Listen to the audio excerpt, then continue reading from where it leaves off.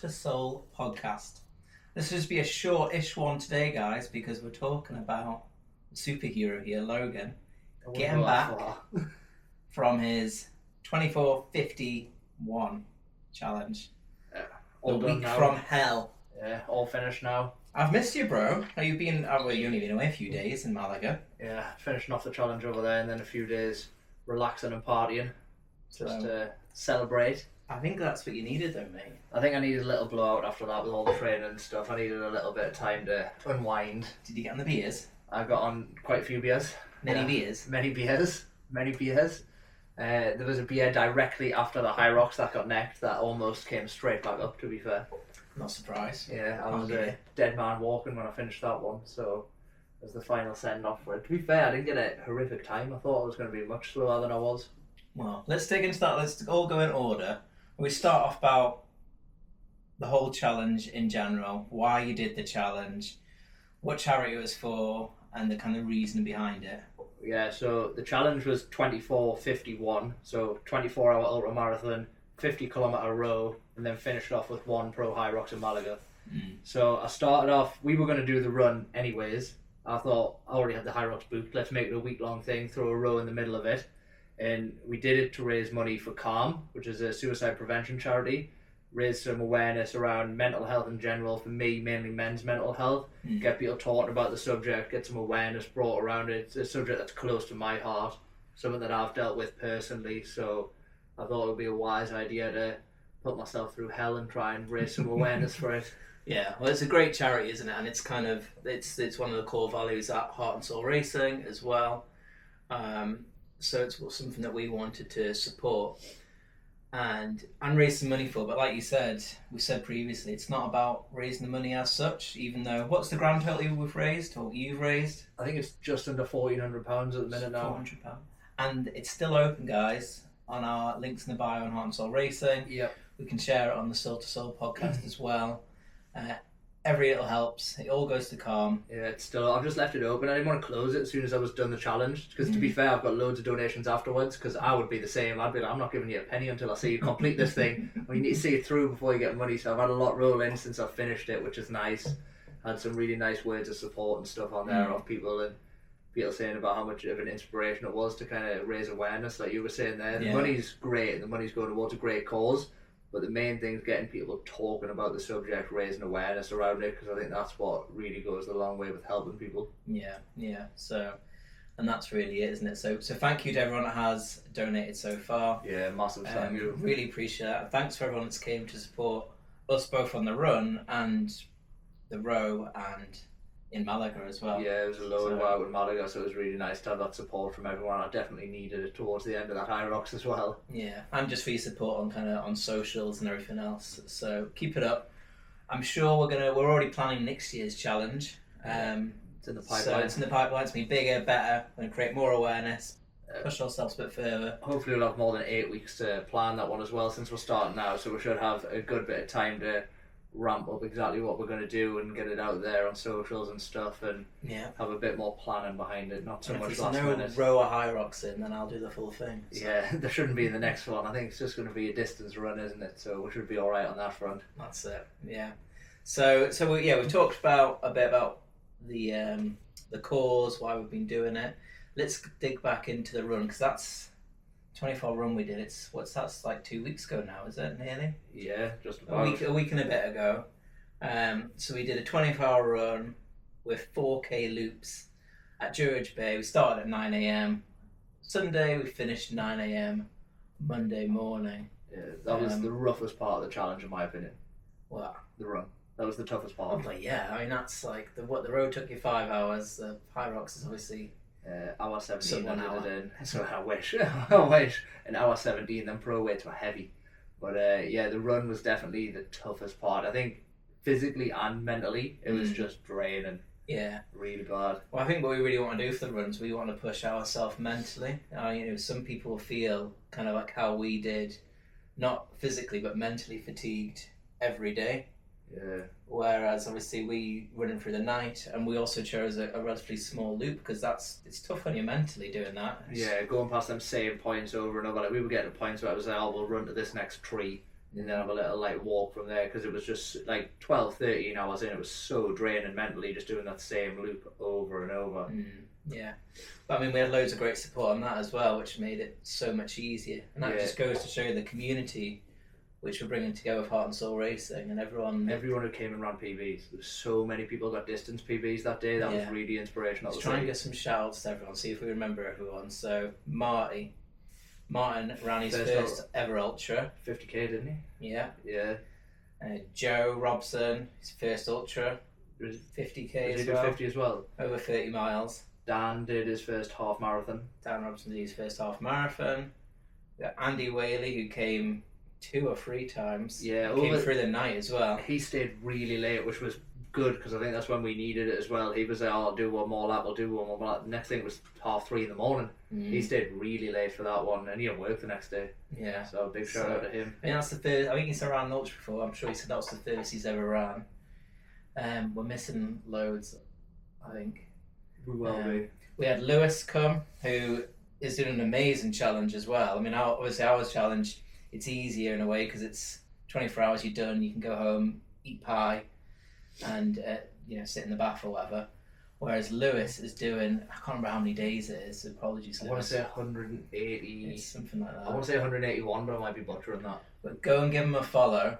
It's we'll drop his Instagram tags. It's Newcastle to New York. He's basically running. It's 3,300 miles, a marathon every day, and again he's running in memory of his brother who sadly committed suicide.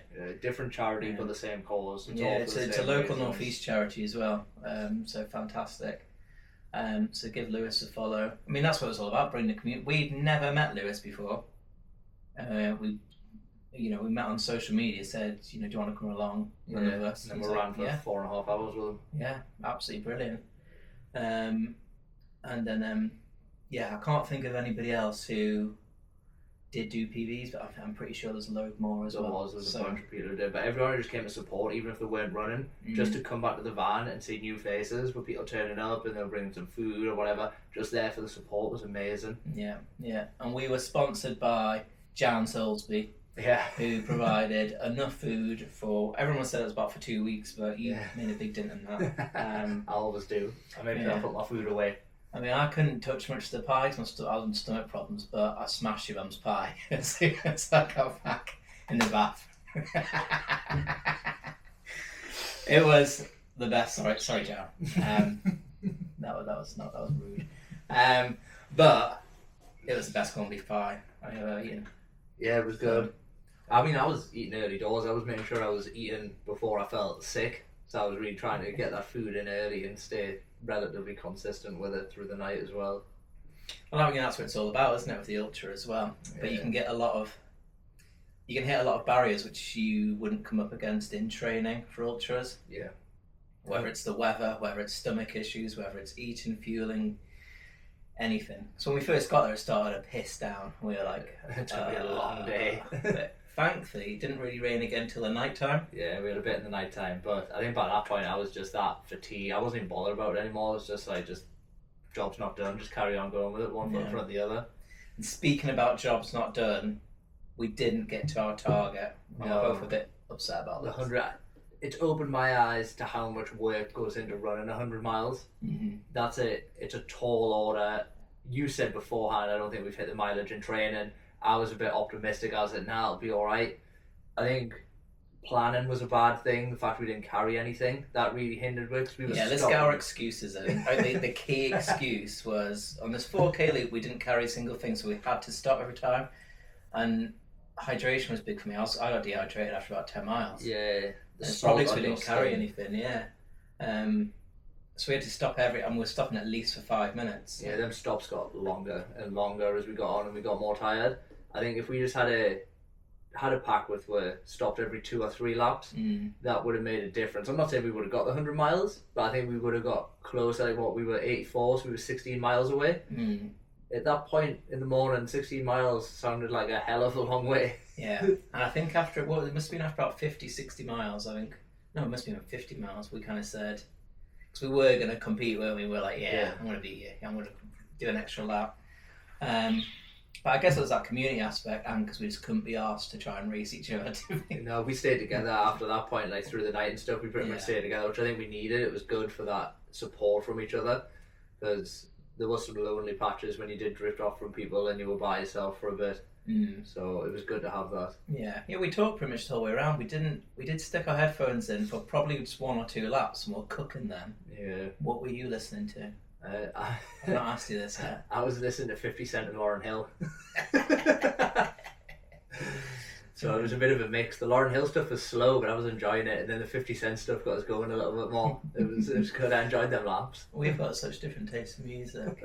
I mean, I'm down a bit of 50 Cent, but I had ABBA on, and what else was it? Oh, Scooter. Respect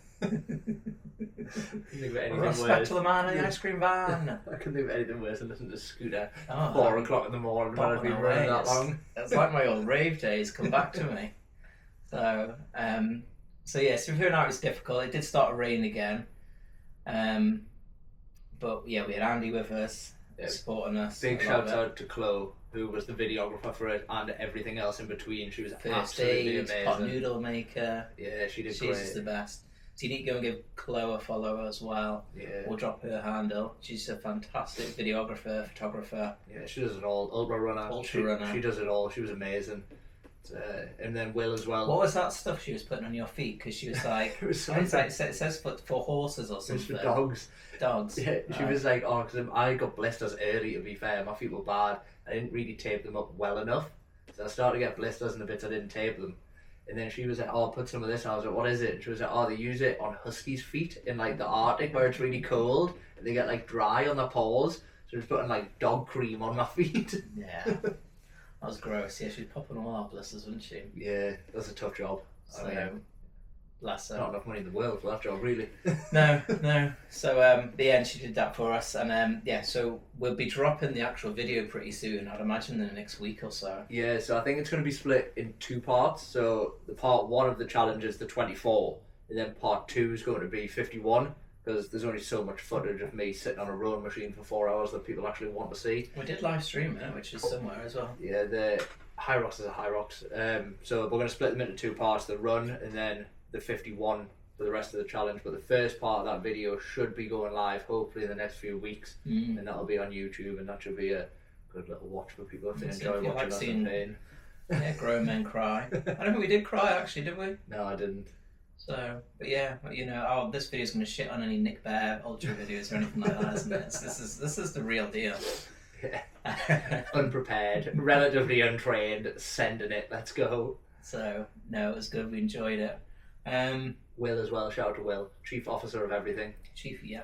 You can tell he's a military man. Yeah, he did the night shift with when he just had the whole camp organised and laid out. It was blissful to not have to worry about anything when you were coming in. You were needing stuff. That was nice. Yeah. And it was just support from everyone, like local brands, Deep North dropping off those donuts. Yeah, that was a big morale booster. I literally got there and like, this guy, Charlie was like, yeah, I'm going to drop some donuts off. I was thinking, 2 or 3 donuts. Yeah. That'd be great. I mean, that'd be amazing, but it was a bloody tray of them. It was 2 trays. And I was like, wow. So, yeah, I still need to take them trays back, Charlie, and I will do. So yeah, thanks to everyone. We really, really enjoyed that. I couldn't have done without the support from everyone on all the challenges, the run, the row, and the Hyrox. The support from everyone was immense. I don't think I've told you this. When I was doing the Hyrox at the end, on the wall balls, there was people at ground level on both sides and also up atop, and like I don't know what they call it, the Hyrox, but they've got like stands up above for spectators, and people were banging on the metal of them, and I could hear them cheering and stuff, and I was in such a bad way at this point, but it was so nice to hear it. And then I think I was stringing together 6 wall balls in a row, and that's all I It's managed. not bad. Did they get the box out then? They didn't get the box out, no. I thought they were going to get the little box out for me to sit on, but they didn't.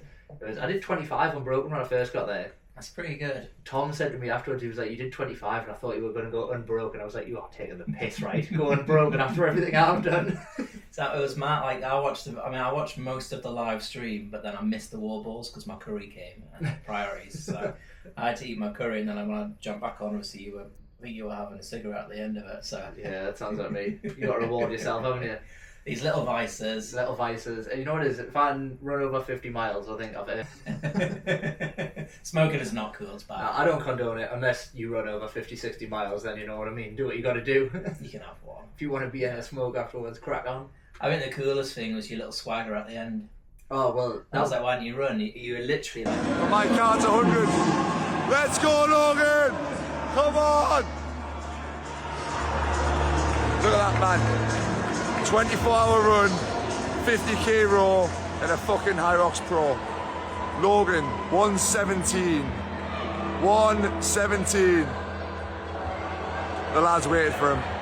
Oh, well. That was like, why didn't you run? You were literally like Conor McGregor. For anyone who's done a Hyrox, they know there's a slight hill to cross the stage, and as an ultra runner now, you got to walk the hills, haven't you? You're finally learning. I've always told you this, and you finally learned it on that the 24-hour run, because I was running and you were like, Paul, this is a slight incline. And I was like, good spot. This is a slight incline. We must walk. It's in the rule book. It's in the ultra rule book. You got to walk them hills. So we did. We walked them hills. I thought that with the Hyrox as well. That slight incline up onto the stage at the end. I was like, this is a hill. I literally had nothing left in me to run. I was so done by the end of it. I was like a dead man walking. To look cool. No, very much. I was just a dead man walking. You did look pretty bad after it, to be fair. Yeah, I felt it. So that's pretty much the run. What did you do after the run? What your recovery look like? What did you do Monday, Tuesday? Because you flew, what, Wednesday or Thursday? Thursday morning. Oh no, we had the row in between. We had the row on Wednesday, yeah, and then I flew Thursday morning. So on Monday, I was trying to sleep, but anyone who's done an ultra will know this. Your body and you're such in an elevated fight or flight state, and I was in that much pain with my feet. I couldn't sleep. So you're getting the sweats. Yeah. You feel hot, but you're cold. I was sitting on the sofa. I'd pass out for 10 minutes, then I'd wake up in pain, and then on bed on the night, I was just sweating, but I was freezing cold.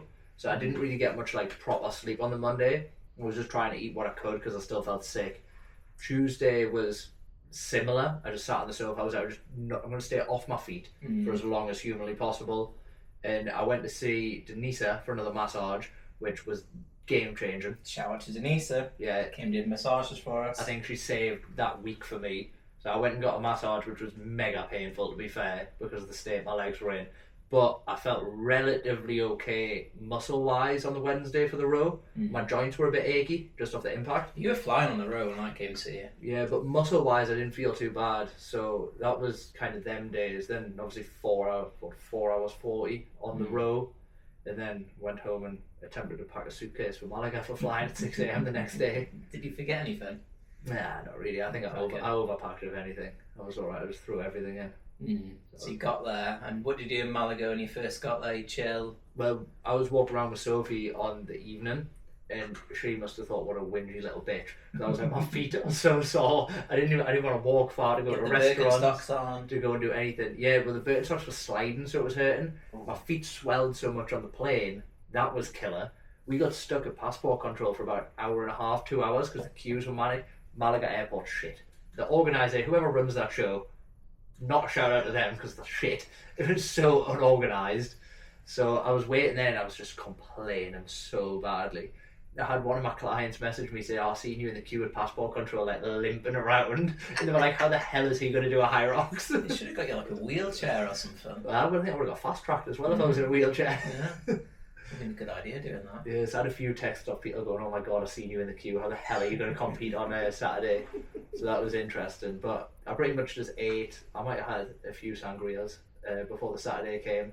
I thought my recovery... It's dangerous for you as well, because I've been out with you on the drink once on Christmas. And I get carried away.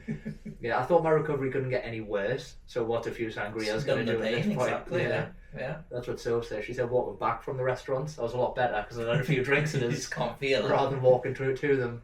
And then the Friday, all the process lot flew out from the gym. So I went and did a little shakeout run with them on the Friday, which it didn't feel good, but it felt better than I thought it did. So that kind of put me in good stead that I'll actually be able to get round this Hyrox. So that was a nice little boost to know that I could manage a 5k run. Yeah. That's good. And then, but the Hyrox on the Saturday, and you were like last to go, weren't you? Yeah, I was on at 7:10 at night, so it was so late. I had a dream 2 nights before that they turned off all the lights in the arena, and it was just me doing wall balls by myself, and all the Spanish people had gone home. They were like, "We've got families to see. We're not waiting for this guy." But it wasn't that bad. I got done. All the lights were still on, so that didn't happen. It was all right. Yeah. So moving on the Hyrox, and what was your worst point on the Hyrox? Honestly, the runs didn't feel too bad. Like, I didn't run fast. I think my first run I ran a 4-minute K because I was trying to keep up. Pretty cooking. I was trying to keep up with Mark Dean, who was like an Elite 15 pro Hyroxer. Is he in your category then? He started in Tom's wave, so he started 10 minutes before me. So on the first run, I was like just trying to keep up with him. I was like, right, this is a bit fast. And then we went out the ski, which it was all right. The ski didn't feel too bad. I was still in a good mood then. The sled push moved. It moved, not very fast, but it moved. So remind people who don't know Hyrox what the weights is for. It's your sled. 203 kilo for the pro category, I think, and then the pull is 152 kilos, I think. It's bloody heavy, isn't it? It is very heavy for a small fella like me. It's like 2 of me and a bit more sitting on it. But the push was all right. It didn't feel too bad, and then the run slowed down. After that, I was probably running like 5-minute Ks. But I wasn't like trying to send them because I knew I was fucked by this point. So the runs dropped like 5-minute Ks, but the runs felt pretty comfortable. But to be fair, after all the training I've done, if I should be good at anything by now, it should be running. Yeah. The sled pull was so bad. So that's usually what you're good at as well. My feet were sliding forwards in my shoes, so all my blisters were just pushed up against the front of my shoes, which hurt so much. My grip off the row, I didn't realise it was that cooked. So after the row, it didn't feel that bad. Denise said this. She said about your forearms. Yeah, so when I was doing the sled pull, I was like, oh, my grip's like really not in a good way here.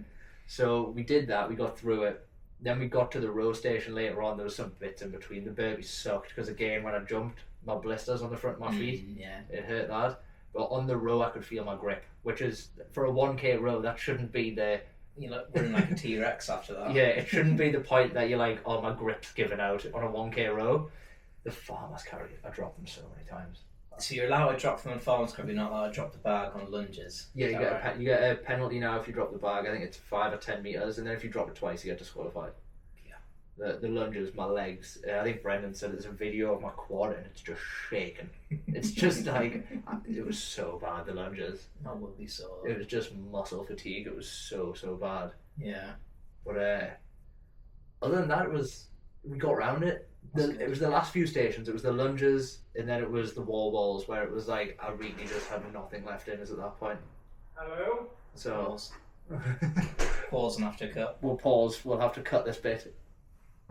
That's it. The support from everyone on the wall balls was immense, though. Like I say here. Yeah, because they've got like the 2 tower things on each side, don't they? Yeah, and then you've got spectator level at ground level. But because there was that many people out from the gym out, and shout out to everyone because I was on so late. People came out in like their going out clothes as well. They were ready to go out for a meal and food, but they came to support me. And there was people at ground level, there was people up height here, ground level here, up height over here on both sides. And I'd say they were banging on the metal bit, and all I could hear was people shouting my name, and it was so good. I feel sorry for everyone else who was doing them, to be fair. It was good. Oh, it reminds me as well, on the sled pull, there was this guy, he was in great shape, to be fair. We came off the sled pull and we were running together. He was like, oh, I feel fucked. And I just looked at him and went, I ran 84 miles on Sunday. I was just saying, you have no excuse. You need like a badge on your back or something, don't you, to say? Like, because I bet people see you and go, oh, he's going to be quick, he is. He's going to be good. And you come off at like 9-minute miles. Yeah, it was just so slow. But it was good. And then Jack, at the end of it, I came off and he pretty much just pushed a pint in my face, and I just technical difficulties. Technical problems, but we're back. We'll edit it so you don't even see this. Yeah, we're back again. Hopefully. The cuts will be horrific. Vic'll say the same thing 3 times. That's just because we're too lazy to properly cut. Yeah. So yeah, so you got a beer straight after. Yep, nearly came straight back up, but I think that's what I needed. It was time to reward myself after that week, I think. So it was tough. Did you go on a bender after that then? Saturday was... I went out and I was in this, what I can only describe, I think Jack put it best, he says, it smells like Benidorm in here. It was just a weird Spanish club, and I was there and I was sitting on this like bar stool and I was just falling asleep. My eyes were just drifting. I was so tired by the end of it. And then Sunday was more of a bender.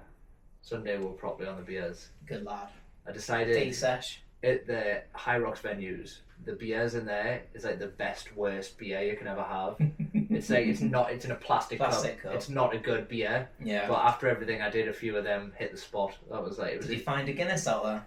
No, I didn't have a Guinness out there. I just had sangria. Beers and sangria. Good shout. That's a go-to. Only a 5 a day in sangria. A few tequilas as well. But yeah, it was good. It was good fun. It was nice to have a little unwind and de-stress after all the training and stuff. And now we're back to it. So it'll be after June. I might have another little blowout once the wall's done. But back to training now.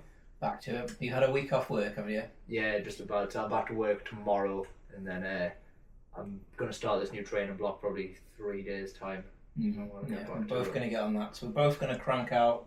I twisted Logan's arm. We're both doing the Pilgrim. Yeah. Which looks like a great ultra. So that's from Holy Island to Hexham. I get this wrong every time. Is it Hexham? Because I've been telling people that and I keep getting it wrong, I think. No, it's right. So but the advert on the race is it only starts at 65 miles. So that's where it goes through the hills. I'll remind you that 30 miles. So, yeah. Well, that should be good. We're looking forward to that one. At least we'll get 100 miles then. I would like to do it in 24 hours.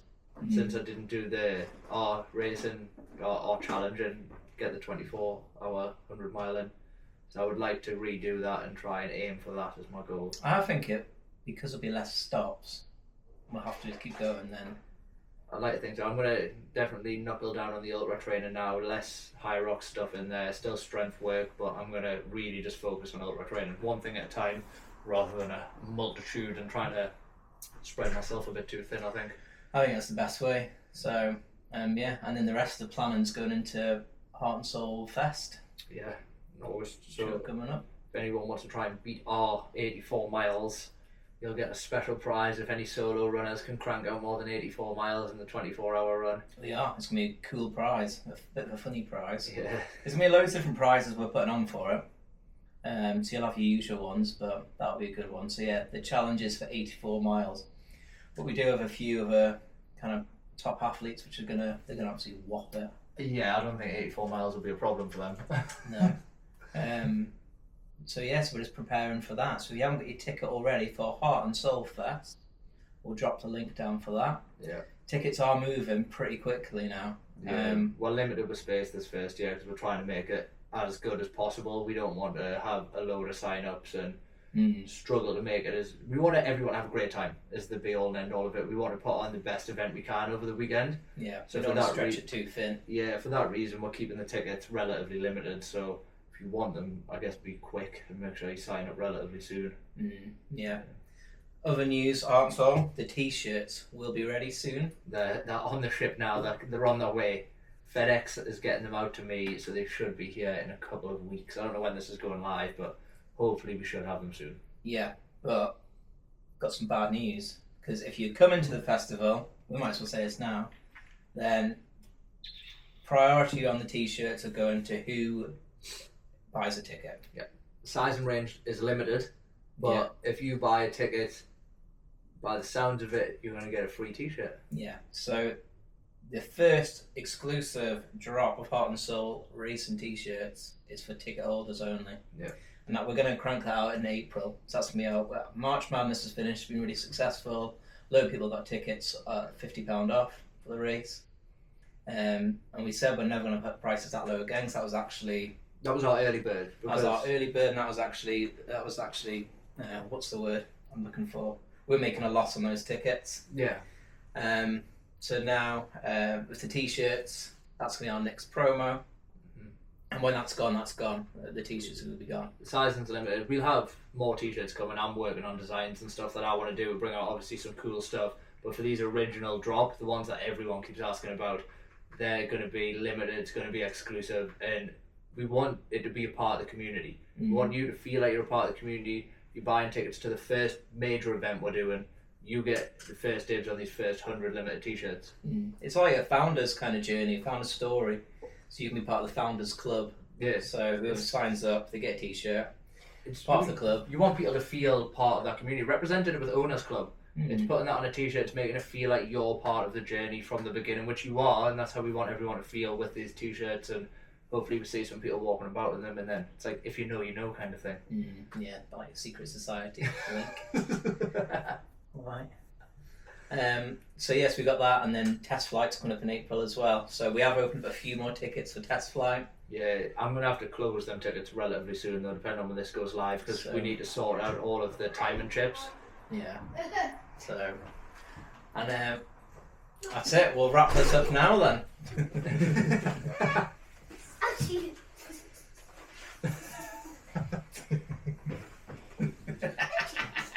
So thanks for watching, guys. And that's everything, isn't it? Yeah, we'll do a third podcast at some point when we find some time. Yeah, we've got some good topics actually for the third one. Yeah. So We'll get after them when we get a minute. we will do. Catch you later. We got any cat to school again? Countryduck.com